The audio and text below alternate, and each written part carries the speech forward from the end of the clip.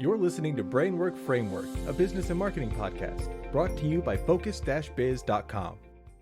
Business owners and entrepreneurs looking to stand out in this crowded digital space. I mean, we go to the gas pump and there's ads playing right in front of us. How do we stand out in this digital space? And especially when nobody actually likes advertising. With us today is the owner and chief marketing officer of Cyberdogz, Mike Brevik. Mike, thanks so much for joining us. How are you today? I'm good, Chris. Thanks for having me on. Absolutely. So we had a chance to meet earlier. I was a guest on your podcast, and just the great conversation we had. I knew you would provide value to our audience as well, and wanted to open up this platform as an opportunity to pay it forward as well. But tell us more about your entrepreneurial journey. Where did you first start, and how did that lead you into what you're doing today with Cyberdogz? I'll give you two answers. One is that when I first entered into the corporate world, I was thrown to the wolves to some degree. I was leading a division, leading an aspect of the company that really didn't have a lot of foundation to it, didn't have a lot of structure to it, didn't have a lot of budget, didn't have a team built. And I didn't know it at the time, but being lost in the dark and trying to figure these things out, like I really did get a corporate world / entrepreneurial experience out of that whole thing, because I was left in a quintessential way. I was left to feed myself, figure it out. Like I had to learn the hard way on almost everything. So I got to experience that from the corporate side, and I didn't really know it at the time. It just felt like the corporate journey. When I actually left the corporate world to start Cyberdogz, I then started to realize that, man, I actually have a lot of these skills already. I know how to do some of this stuff, and I know how to figure this stuff out because I'd been doing it for, over a decade while getting a every other week paycheck. So I got to experience both things, and I got to the point where I wanted to do my own thing. It was more about cultivating something unique. I had worked with enough outside agencies and advertising companies, whatever you want to call them, and identified this logic that most of them have. I call them traditional agencies, but mostly they're all derived from and build their relationships based off of transactions. So it's about what can you do for me? How fast can you do it? And what's the price associated? And to me, that left this turning door of relationships. Like we would meet these agencies, we would spend time with them, we would invest time in them. And all of a sudden, one bad quote or one bad project comes in. It's like, nope, they're fired. We're moving on to the next one.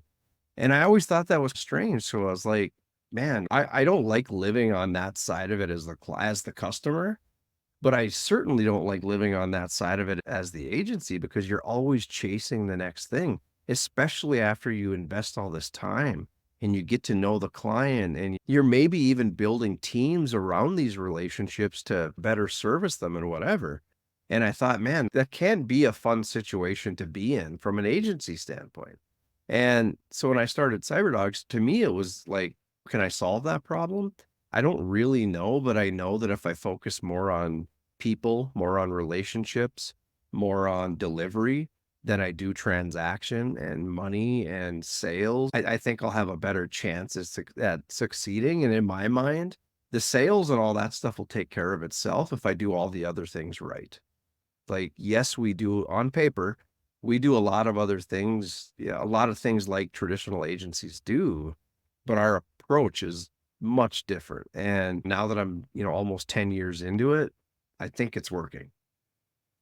It has worked. It's demonstrated here. It's incredible. And I love that you focus more on the relationship aspect, the customer experience. You put yourself in the shoes of the client because you were in that situation.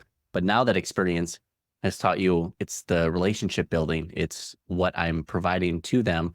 Because like you said, sometimes you're building a team around that specific project or that client that you're trying to work with. And it can go beyond just your typical traditional advertising, because you guys do things a little bit different. Like you don't want to stick with just traditional digital marketing methods. You have some creative prowess here that helps bring the results for your clients. Yeah, I mean, like anybody, we have our little bag of tricks, and we have our things that we go to as our Swiss Army knife of things that we like to pull out on clients and get them over the finish line with how we do things. But at the end of the day, we're very brand focused. So whether you like it or not, there's a brand element to everything we do for every one of our clients, because that branding piece It's like we're doing the clients a favor, whether they understand it or not, that we have to build out that brand. If they don't leave us a stronger brand than when they showed up, then we did it wrong. So that's without question, that's always in there. And then I would say the other thing is we meet clients where they're at, because every client comes to us with a different set of problems. They're always somewhere in a different place in the process. Maybe their budget's larger, smaller. Maybe they have some assets that they got from a previous agency. So we're always brought to task on, okay, well, how do we work with what we can? And we're always trying to make something out of this. And that's okay with us because we understand that we don't want to come in and blow everything up every time. We don't necessarily want to throw salt on the wound of having a bad client experience either. So we always try to come in and be optimistic about, okay, we see where you're at. We see where the problems are. Let's just start plugging away at this little by little and get you back on track of where you need to be. And we'll figure out how to take you to the next level from there.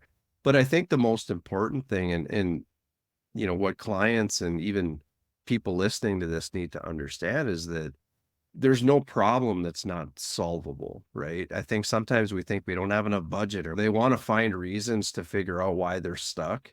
And it's like, well, you're not. It's just a matter of plowing through it and figuring out where you're at and then digest it in chunks until you get where you need to be. I love that. And also the fact that you focus on the brand itself, because this is a perception that the public has of the company or the services that you provide, how valuable you are. And that in itself can help you get more referrals, more reviews.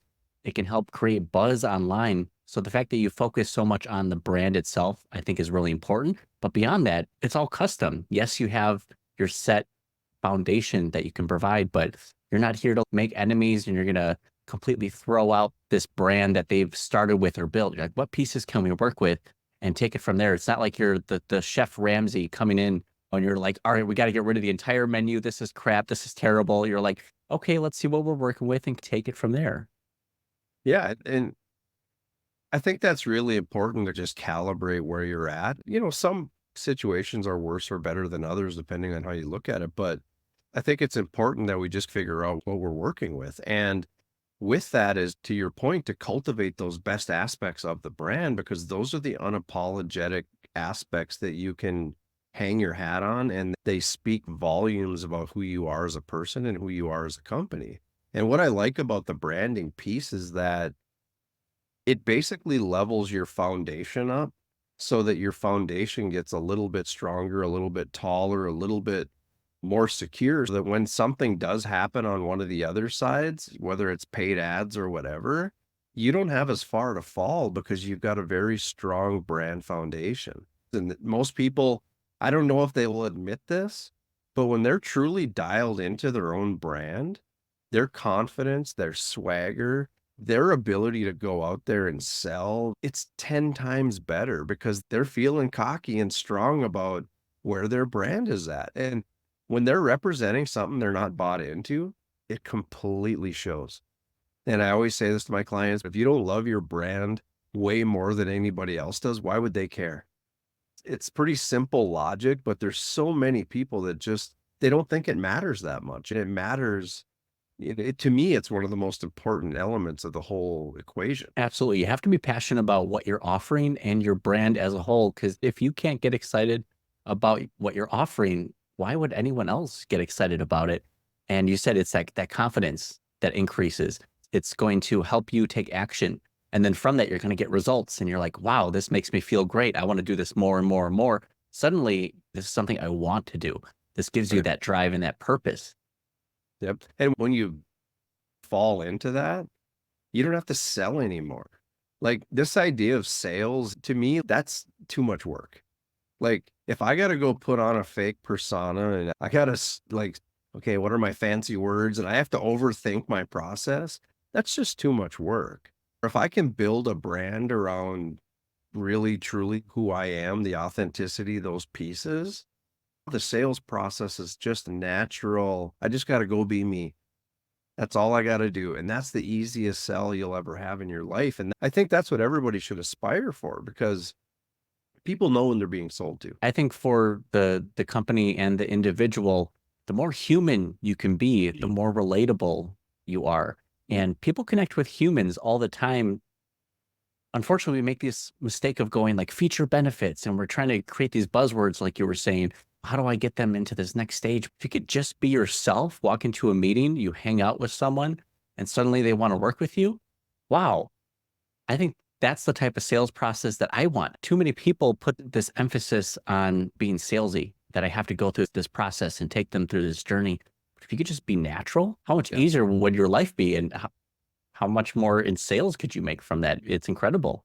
Yeah, one of the things I adopted, it's probably 4 or 5 years ago now, is this idea of no strings attached.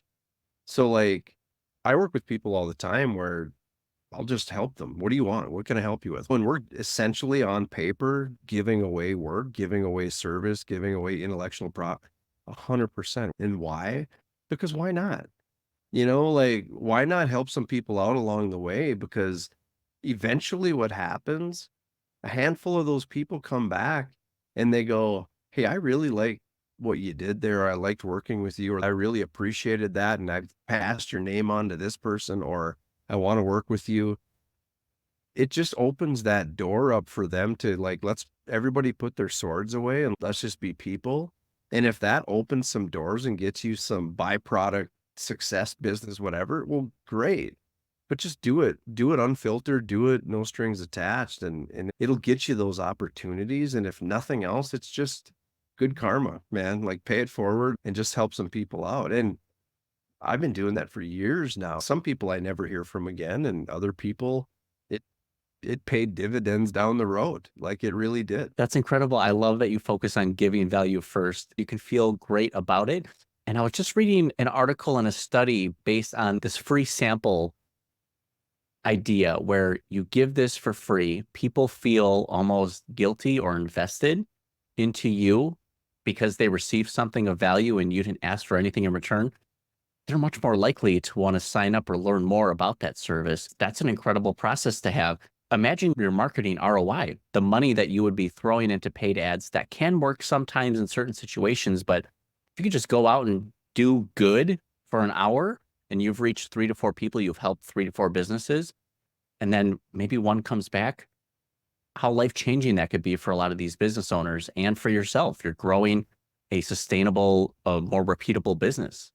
Yeah, there's a part of it, I think, was it my Midwest roots. I just like helping people out. And sometimes I don't really care if they become a client or they ask me for a favor and I said yes, and I'm going to help them out. That's just the way it is. In this industry, and I'd love your thoughts on this, is that I have never had a client come to Cyberdogz and say, hey, just out of the gate, FYI, I completely love marketing. I totally trust you. Every time I've worked with a marketing company, I've had success. Never happened. Where are those people? I've never heard of them. It's never happened. Not to me, anyway.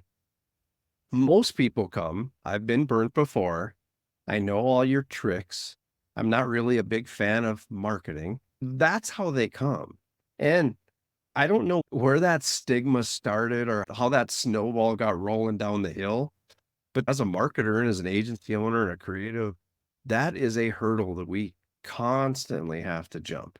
Always. Well, I don't have enough excuses to convince them that I'm not like everybody else. That's just too much work for me. My solution to that is, well, let me just help you out for nothing and you can decide from there. If you don't like working with me, or that to me is way easier. And it also ruins the argument because they're coming for a debate. They want you to sell them. I don't want to sell you. Because then if I'm wrong, or if I don't do it like I think you want me to do it, then I'm just one more marketer that ripped you off, or whatever story you're telling yourself. But for me, that's the other byproduct of it, is if I can go into it with no filter, no strings attached, I don't owe you anything, you don't owe me anything, I'm just going to do you a favor. It just changes the conversation completely. Absolutely. Those obstacles and hurdles where people and businesses have been burned by other marketers before, or they have this perception about marketing and they've been sold to before, and they know the tricks that happen. I love that you focus, rather than me trying to convince you, rather than me telling you, let me just show you. Let me provide this service to you. If it helps you out, great. If not, and then they're blown away. I believe um, a study done, I think it was in late 2020, the lowest trusted profession that exists when people were surveyed are politicians, and like 2%. You know who's at 4 or 5%? Marketers. So we are a marginal percentage of being more trusted than a politician. And that's in today's day and age. Wow, that is not a good hill to want to try to climb, especially considering like, okay, I'm trying to help people. I'm trying to provide a service. Something you mentioned earlier was this Midwestern nice, just being a good person, paying it forward. I'm imagining a situation here 5 years from now, you're going to be saying to Jeff Bezos, oh, I'm just going to sneak right past you here. And now you're making 300 billion because you're just doing amazing things. For others out there, what can they be doing in the digital landscape to get through that noise? Is it channels? Is it strategy? Does it really rely more on the foundation of the brand itself? I think a huge part of it relies on the foundation of the brand itself. And don't get me wrong, I look at traditional marketing tactics as well. I'm not opposed to paid ads and I leverage AI. I use all those things within the business, but I think what you put out there, what you portray and how you position yourself, that's a huge part of it. And then you have to live up to it. So if you can convince somebody you're something, well, now I got to put the work in because you don't have very long to be disproven. Once you convince them that, hey, I'm different, you've got 30, 60, maybe 90 days tops before they start going, nope, you're not different. So you have to back it up. So to be very aligned with who you are and how you deliver and what my capabilities are, I think is super important. But I also think we have to remember that we were all somewhere in this process once too. And that's where I love working with young creatives, startups, entrepreneurs, because the minute they start telling me, you're not going to believe this, and they start in on their story, I'm like, oh, I would believe that because that happened to me. You can totally relate to these guys. And I think that's important because they know, or at least my clients know, I've been there, done that with them, but also that like, I'm going to fall on my own sword first. Because anything I've ever pitched to my clients or even tried to sell anybody on, I've experienced firsthand. I've spent my own money. I've put my own company, my own reputation on the line. So anything that I'm pitching, I know firsthand what it's like because this is what it looked like for me. And I think that goes a long way. Some people have had bad experiences out there and I can't undo those, but I'm here to tell you that not everybody's like that. And hopefully if you can give somebody a second chance, maybe they can change your mind. Absolutely. I know oftentimes within marketing, a lot of people try to equate it to the dating world. And I think if we try to replicate that into, yeah, you've had X marketers before, you have X's that have burned you. All of them have done something a little bit different. It's tough to say, I'm different than that person, rather than just like, let me try to tell you about it, show them, show through your actions. Yeah. And then from there, that will help build that trust that builds this long-term relationship with someone. And that should be the focus of the marketers and the companies that are out there to be a better business. I would even challenge the marketers out there. Don't do just what the clients ask you to do, because that's the other thing that gets us in trouble. So the client doesn't really know what they want. And maybe they've asked around, maybe they Googled it, maybe they watched a YouTube video, whatever. Sometimes they come to our door saying, this is what I want. And as marketers or creatives, we're just like, okay. And we just give them what they want. If you just pull back the covers a little bit, you might go, that's not really what you need though. That might be what you're asking for, but it's not what you need. Let me fill in the gaps for you. And if you don't do that, honestly, you're setting them up to fail, which is also setting yourself up to fail. And then round and round we go. So my challenge is like, don't just do what they tell you to do. Be better, call it out, and sometimes tell them no. Like, you're asking me for a step that's maybe 2 or 3 rungs down the ladder. We got to do these things first. And at least in my experience, most clients are not only receptive to that, but they're appreciative of like, it's the first time anybody's told me that. Well, It's too bad, but I'm glad it was me, you know? Absolutely. It feels like we're always trying to be the people pleasers, the yes people, giving them exactly what they want. And then suddenly we're confused as to why things didn't work and why the client doesn't want to continue working with us. I have this on my own team sometimes where my team will say, "Hey, so and so asked us for this." And I'll be like, "What did you say?" And they'll say, "Well, I said yes." I'm like, "Why?" "Well, because they were asking." I'm like, "It's okay to tell them. We're not telling them no to like be jerks. We're telling them no because they're not there yet. Or we don't want to spend money on things that are not going to produce results. So in order to get it to that point, it's not like this yes or no defiance to the client thing. It's we're supposed to be the experts. And, you know, it's just like you wouldn't sheetrock a wall until you've insulated it, would you? Well, then don't do that. Insulate it first, then sheetrock it. So help them. Just don't be so quick to say yes, because that's not always the right answer. Absolutely. In the same line of construction, you wouldn't invest like this really fancy kitchen into maybe a house that was already a bit dilapidated. It's like you're focusing on the wrong thing. That's a really nice kitchen, but when you step out into the living room, it's a completely different story. And something similar with my wedding DJ business is that what the client wants, what they say they want from the music list, their must plays, at the end of the day, what they really want is a full dance floor. And if even those songs that they want played aren't going to accomplish that, we need to fill in those gaps within the music realm. So it is exactly the same just for marketing too. You have to know when to say yes, when to say no, when to push back, and when to do it in the best interest of your client. And at the end of the day, I think they're more open and receptive. They're like, wow, you really gave me everything I asked for and more, even though you didn't Yeah. hit on all those points, maybe the initiatives or the objectives of the marketing strategy. It didn't give exactly what they wanted, but it's what they needed right now.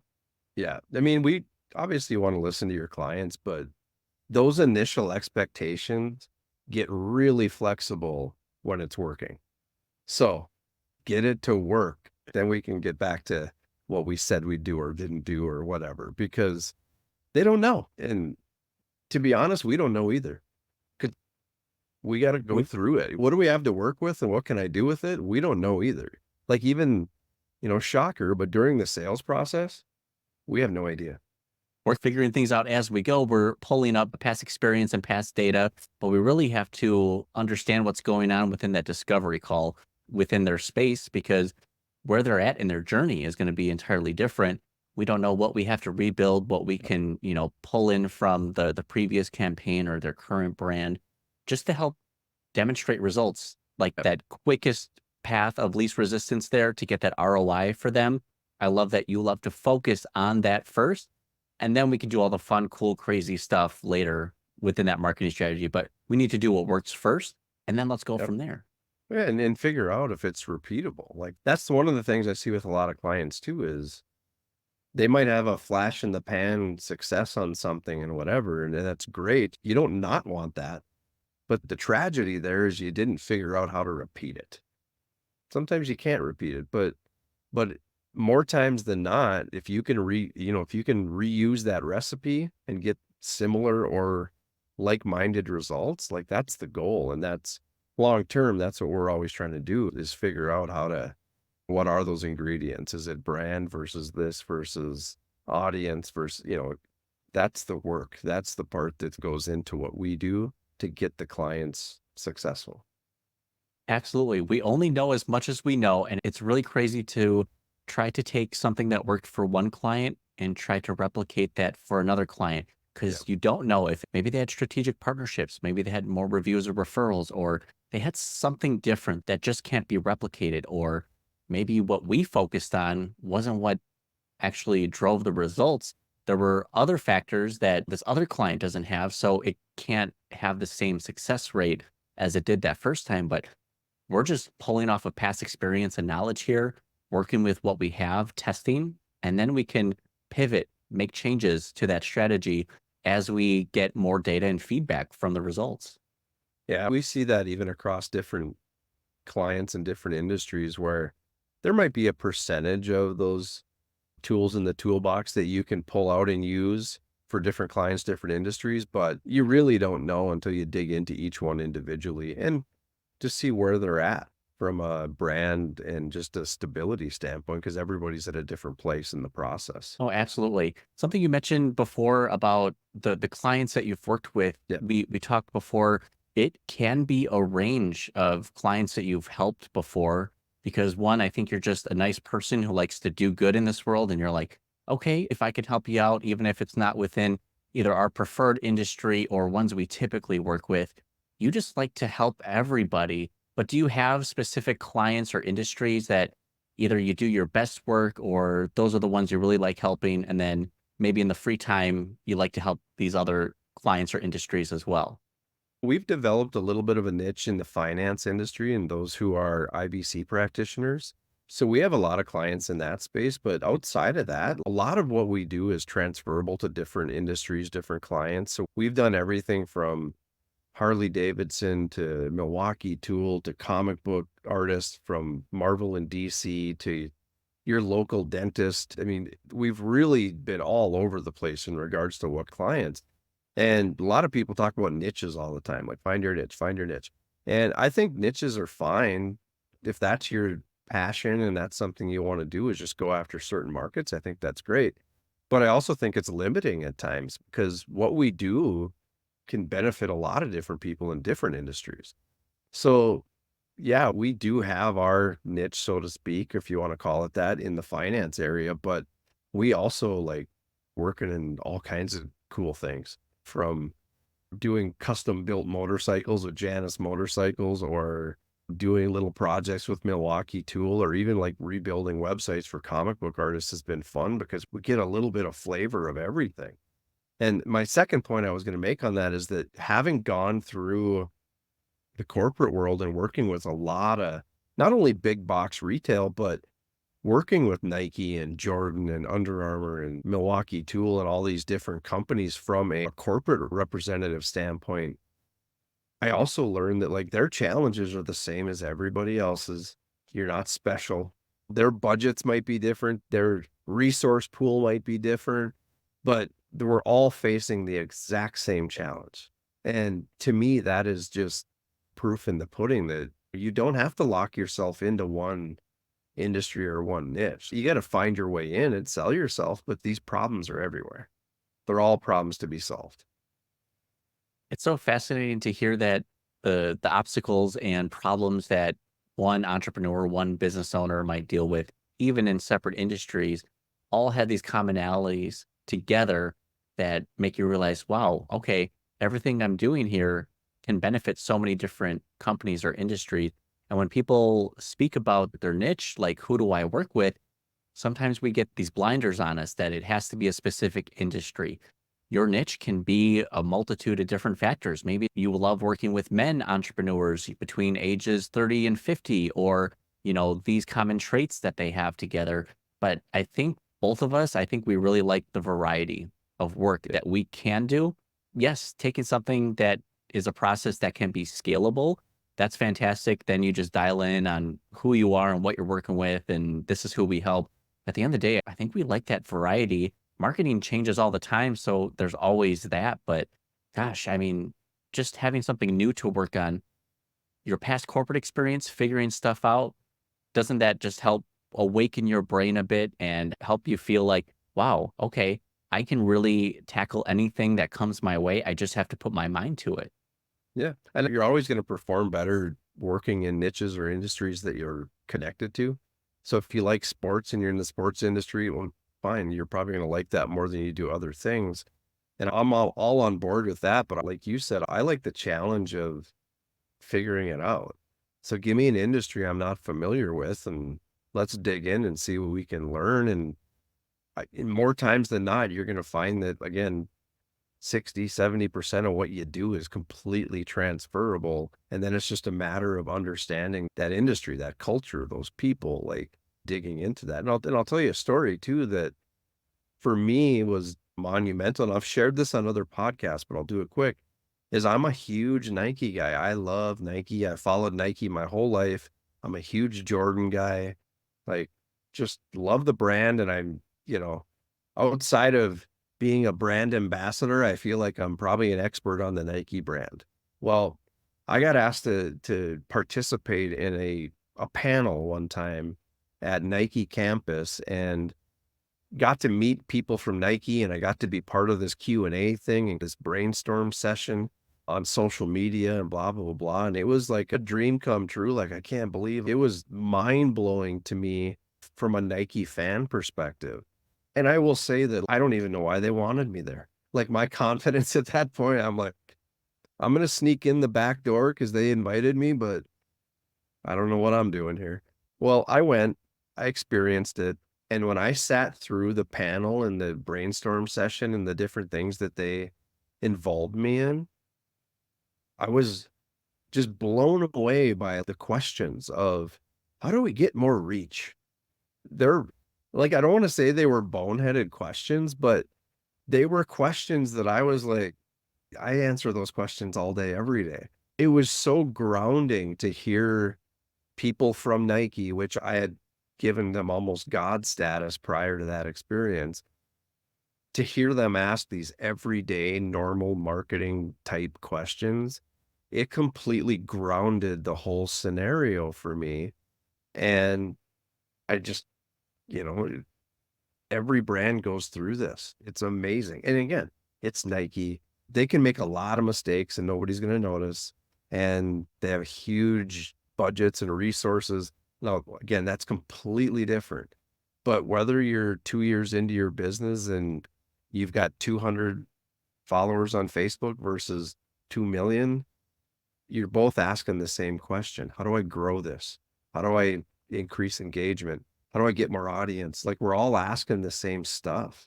But I thought that was just amazing. I still love Nike, don't get me wrong, but it made me respect them differently because this is normal. And I went there thinking like there were going to be like crazy, like Nike level questions. I was expecting like some super bizarre stuff that I'd not even thought of before. It wasn't like that at all. It was That, crazy. that's such an incredible story because I think we do this all the time. We put these brands or people up on this pedestal. That's our perspective of them. But I think at the end of the day, when we connect on this human level, we realize we're more similar than we are different. It's like, wow, we really are struggling with very similar issues. We're hoping to achieve a similar outcome. Sometimes we're at different stages of our journey. Sometimes we're adding more zeros in the bank account to the budget or to the results that we're getting. At the end of the day, we're all human, we're people. The more that we can find that common ground, I think it opens up our eyes to, okay, these companies, these people are just like us or very similar, and we have more in common than differences. And I think that's Yeah. important for us, not telling ourselves no before another company could tell us no. So maybe you were trying to get a marketing contract with Nike, and now I'm sure your confidence is boosted up to say, I think what I have can benefit you. And then your confidence creates action, and suddenly you're getting results. You're like, wow, okay, I can be a helpful resource in this scenario. Yeah, 100%. And I would even, to give Nike credit and for listeners, first of all, ask a lot of questions and don't be afraid to surround yourself with people that might have different answers than you. Because just like I said, like there up until I ended up at Nike campus and did the tour and all these different things, I was thinking, I don't know why they invited me. And to their credit, they were humble enough to let's bring in some outsiders. Let's see what this Midwest perspective looks like versus like that was the genius in it is they were humble enough to bring people in, outsiders, and make them part of the brainstorm, even though these questions could be answered from any coast, but they brought in different people to give those perspectives. And that's something I've adopted in my business. Like my ego has nothing to do with anything when it comes to getting the answers. I'll bring in anybody to tell them they can all know more than me. I don't care. So be open to that. Bring in people. You don't have to be the expert at everything. Absolutely. We always want to be lifelong learners and draw from the experience of others. And I think us sharing that knowledge, it just helps level everyone up and helps gain a new perspective about scenarios or situations that can only help improve. We should always try to learn. Otherwise, we're just stuck in our old old ways to make a dog reference. You can't teach an old dog new tricks. Well, I think you can if you're willing enough, right? Yeah. But it's, again, just the perspective and your willingness to FSO, figure stuff out, which I think is a common trait in many entrepreneurs and successful business owners, is what I'm noticing. But as time goes on and I learn more, that perspective may change. I'm excited for it because, again, more variety, more knowledge, more insight, more connections. Man, this is like the coolest type of job that anyone could ever work, to have these types of opportunities. Now, Mike, we only have so much time available left on the podcast. I'd like to ask where people can find out more about you and get connected with you. Yeah, I mean, obviously anybody can shoot me an email at mike@cyberdogsmarketing.com, but otherwise check out our website at cyberdogsmarketing.com and also our podcast, brandretro.com. I love that. Now, for Cyberdogz, that is with a Z at the end, Cyberdogz with a Z, so that people Correct. can find you properly. Now, if there was one piece of advice or something that you learned that you wish you knew earlier back then that might help other business owners and entrepreneurs, what would be your advice to them? Well, the story is, and I'll make it quick, is whenever you're trying to figure out what your next move is as an entrepreneur, you look at the budget, you look at the resources. That's the first step down the road of overthinking it. The minute you start doing that, and you can talk yourself out of it real quick.